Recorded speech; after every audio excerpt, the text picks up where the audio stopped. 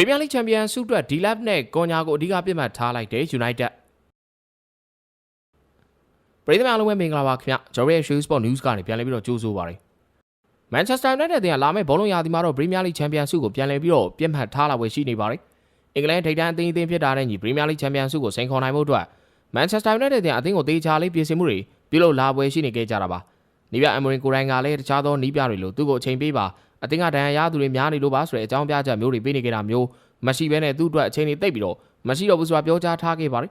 ခုနောက်ပိုင်း Manchester United တင်ပွဲစဉ်ကိုကြည့်ချင်းအဖြစ်နီးပြအမိုရင်လောက်မှာတဲ့ NVIDIA တဖြည်းဖြည်းနဲ့ပုံစံကောင်းတွေပြသလာခဲ့ကြတော့မြင်တွေ့နေရတာဖြစ်ပါတယ်ရာသီကုန်ကန်နီးမှကစားမုံတွေတိုးတက်လာတယ်ဆိုပြီးတော့ပြောဆိုနေကြတာမျိုးတွေရှိပေမဲ့အခုလိုကစားမုံတိုးတက်လာတာပုံစံကောင်းတွေပြသလာနိုင်တာဟာယူရိုပါလိချန်ပီယံဆုကိုရယူသွားဖို့အတွက်ကောင်းမွန်တဲ့လက္ခဏာရတစ်ခုလည်းဖြစ်ပါတယ်နောက်ပြီးတော့လာမယ့်နှစ်ဘောလုံးရာသီအတွက်လည်းအထောက်အကူတွေဖြစ်သွားစေခဲ့မှာပါ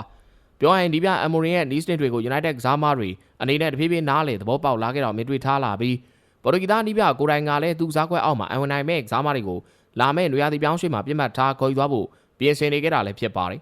လက်ရှိထွက်ပေါ်နေတဲ့သတင်းတွေအရ Manchester United အသင်းဟာလာမယ့်နှစ်ဘောလုံးရာသီမှာအသင်းရဲ့တိုက်စစ်ပိုင်းကိုအဓိက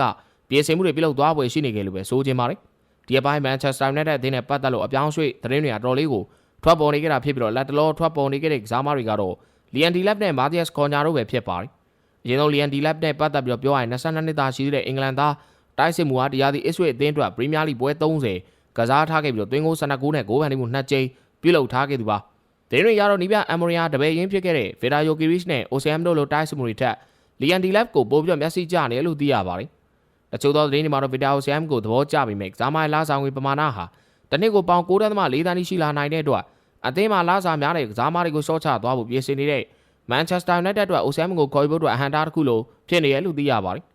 ဒါကြောင့်လည်း Manchester United ကပြောင်းရွှေ့ခြင်းပေါင်သန်း40လောက်ပေးပြီးတော့လာဆောင်ငွေသိမ်းမပေးရတဲ့ Liam Delap ကိုသူတို့ရဲ့အဓိကပြစ်မှတ်ဖြစ်သတ်မှတ်ထားခဲ့ကြတာဖြစ်ပါတယ်ကစားမကိုရိုင်းကလည်း Ipswich အသင်းဟာ Premier League ကနေတန်းဆင်းသွားခဲ့ရမယ်ဆိုရင်အသင်းပြောင်းပွဲရှိနေခဲ့တယ်လို့သူခေါ်ယူဖို့အတွက် Chelsea အသင်းကလည်းစောင့်ကြည့်မှုတွေပြုလုပ်နေခဲ့ကြတာဖြစ်ပါတယ်Manchester United ဟာတိုက်စစ်ပိုင်းနဲ့ Wolves အသင်းရဲ့တိုက်စစ်ကစားမဖြစ်သူ Matthias Cunha ကိုလည်းပြစ်မှတ်ထားနေကြလို့သိရပြီးတော့ဘရာဇီးသားတိုက်စစ်ကစားမဟာတိုက်စစ်မှုစစ်မဟုတ်ပေမဲ့နောက်ချက်တိုက်စစ်မှုဖြစ်လဲကစားနိုင်သူထောင်တိုက်စစ်မှုဖြစ်နေပါကစားနိုင်တဲ့သူဖြစ်ပါတယ်ဒီအသင်း Premier League မှာ Wolves သွင်းတဲ့26ပွဲကစားပြီးတော့73ဂိုးသွင်းက4ဂိုးဖန်တီးမှုပြုလုပ်ထားတဲ့25နှစ်သားဘရာဇီးသားဟာ Wolves အသင်းကနေထွက်ခွာသွားဖို့အတွက်လည်းစဉ်းစားနေခဲ့သူဖြစ်ပါတယ်Matthias Cunha အတွက် Wolves အသင်းကပြောင်းရွှေ့ခြင်းကိုပေါင်62.5သန်းတိကိုတတ်မှတ်ထားခဲ့တာဖြစ်ပြီးတော့ Manchester United အသင်းဘက်ကသာ